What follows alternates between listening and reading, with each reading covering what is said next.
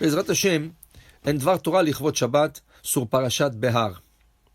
C'est écrit dans la Parasha, Vaïdaber Hashem el Moshe Behar Sinai lemor. Et Hashem parlait à Moshe Rabbeinu sur la montagne de Sinaï en disant, Sheshanim tizra sadecha, 6 ans tu travailleras la terre, et la 7e année tu laisseras reposer la terre. Alors tout le monde se pose la question, pourquoi dans la mitzvah de Shemitah, le repos de la terre, l'année sabbatique, où on ne travaille pas la terre, c'est écrit Behar Sinai. Cette mitzvah a été donnée à Sinai. Tous les mitzvot ont été donnés dans le Sinaï. Tefilim, c'est Behar Sinai. Shabbat, c'est Behar Sinai. Sukkot, c'est Behar Sinai. Tous les mitzvot ont été donnés au Sinaï. Pourquoi spécifiquement dans la mitzvah de Shemitah, on parle de Har Sinai? Alors Rashi nous dit, comme tous les mitzvot ont été donnés à Sinaï, on aurait pensé que peut-être la mitzvah de Shemitah n'a pas été donnée sur Sinaï, alors on vient te dire que elle aussi, la mitzvah de Shemitah, vient d'être donnée sur le mont Sinaï.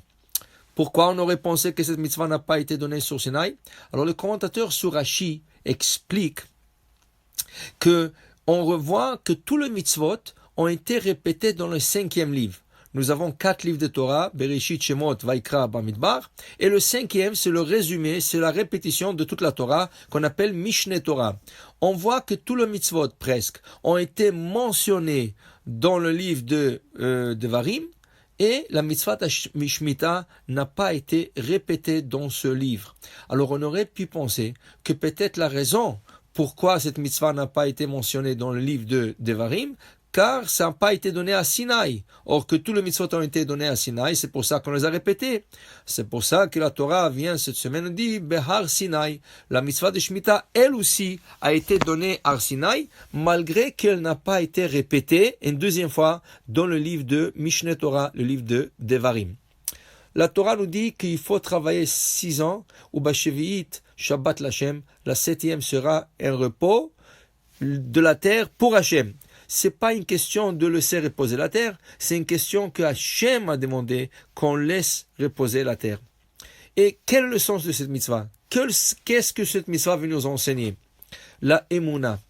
Avoir la Emouna et la confiance en Hachem.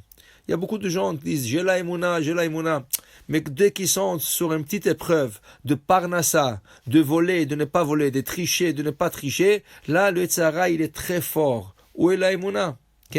Il y a des gens qui disent oui j'ai la Emouna en Hachem, mais dès que le quotidien il vient en conflit avec les mitzvot, ils préfèrent le quotidien que le mitzvot. Emouna, c'est avoir confiance à 100% que Hachem peut te donner tout ce que tu as besoin. Alors voilà que la paracha nous dit que si tu ne travailles pas la 7e année, tu diras Vechitomru manochal. Vous allez vous dire, poser la question, qu'est-ce qu'on va manger la 7e année? Alors Hachem dit Vetziviti berachati uvasat et tetevoash lachem shloshanim. Je donnerai une beracha. Et la 6e année, la terre va donner une récolte de 3 ans. Ça veut dire elle va donner une récolte pour la 6e année, pour la 7e année qu'on ne peut pas travailler la terre, et aussi pour la 8e, car on peut commencer à travailler la terre qu'à partir du début de 8e, mais la récolte ne sortira qu'à la fin du 8e. Alors on a besoin d'une récolte de 3 ans. Et là le Siforno vient poser une question. Que veut dire Vechitomeru? Et si vous disiez Manochal, si vous posez une question, qu'est-ce qu'on va manger? Et Hachem répond, Vetzivitit birchati, je donnerai ma bénédiction. Et si on n'aurait pas posé la question, Has Veshlom Hachem n'aurait pas donné la bénédiction. De quoi on parle? Dit le Siforno, il y a 2 bénédictions. Il y a une bénédiction de quantité, il y a une bénédiction de qualité. Si quelqu'un pose la question à la 6e année, qu'est-ce qu'on va manger pendant les 3 ans qui vient maintenant? Hachem dit, je te donnerai une bracha pour 3 ans. Et si ton champ, il donne, par exemple, normalement 100 kilos, il va donner 300 kilos. Mais il faut que tu comprends, c'est une bracha de quantité mais pas de qualité.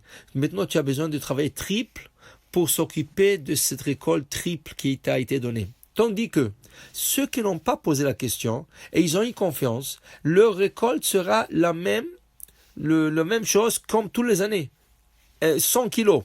Seulement, il y aura une beracha que ce 100 kilos va durer pendant 3 ans. Ça, c'est une bracha de qualité et non pas de quantité. Et c'est ça, il faut comprendre une chose. Il y a des brachot qu'Hachem donne aux gens qui sont brachas de qualité.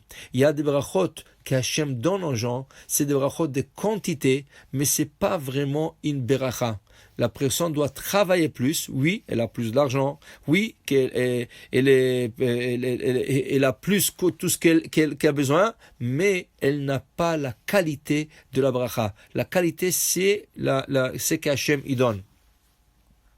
Et on dit que Oev kesef lo isba kesef. Celui qui aime l'argent ne sera jamais rassasié de l'argent. Que veut dire cela?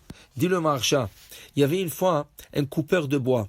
Il est sorti dans le champ, il coupait de bois, et même quand il faisait très très chaud, il fallait qu'il coupe de bois. Un jour, il s'est évanoui. Et dans son évanouissement, il voit un rêve. Il y a un malach qui vient, et il dit que Hachem a écouté ses prières, et il a envoyé à ce malach pour lui donner tout ce qu'il désire. Alors il lui dit, demande-moi quelque chose que tu verras. Alors le coupeur de bois lui a dit, est-ce que je peux avoir la bénédiction que tout ce que je touche devienne de l'or?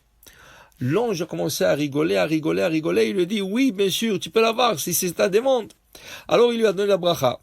Quand il s'est levé, il s'est posé la question, est-ce que c'était un vrai rêve? Il va à l'arbre, il touche l'arbre et ça devient de l'or. Il touche le lâche pour couper l'arbre et c'est devenu de l'or. Il a touché une pierre, elle est devenue de l'or. Il a couru à la maison, il a tout laissé, il a couru à la maison et il dit à sa femme, tu sais, on est les hommes les plus riches sur terre. Sa femme lui a dit, qu'est-ce que tu as? Tu as un coup de soleil ou quoi? Qu'est-ce qui se passe? Il dit, non, regarde. Il a pris la petite table qu'ils avaient à la maison, toute cassée, il a touché, elle est devenue en or. Il a touché les chaises, elles sont devenues en or. Sa femme ne croyait pas ses yeux. Il dit, comment tu as eu dit, c'est une bracha? Écoute-moi, donne-moi à manger vite et après je sortirai dans le marché et on va commencer à ramasser de l'argent. Il lui a donné une soupe. Il a touché la cuillère et c'est devenu de l'or. Il a touché le bol, c'est devenu de l'or. Il a pris une cuillère de soupe. Il voulait mettre sur les lèvres. Dès que ses lèvres ont touché la soupe, c'est devenu de l'or. Il ne pouvait pas manger la soupe. Alors sa femme tout de suite lui sert un repas, du pain, pour qu'il puisse manger. Il touche le pain pour faire la motzi, ça devient de l'or. Là, il a commencé à réaliser quelque chose. Il a commencé même à pleurer. Il est l'homme le plus riche sur terre, mais il va mourir de faim. Pourquoi? Tu ne peux pas manger de l'or. Et c'est ça qu'il dit le roi Salomon. Oev kesef, c'est lui qui aime de l'argent. Lo isba kesef, il sera jamais rassasié, qui veut dire il pourra rien manger, il pourra pas profiter de son argent. Pour dire à Botaï qu'il faut demander à Hachem toujours une bracha de qualité. La quantité est inclue, mais si on a une bracha de qualité, c'est une vraie bracha. Amen, amen.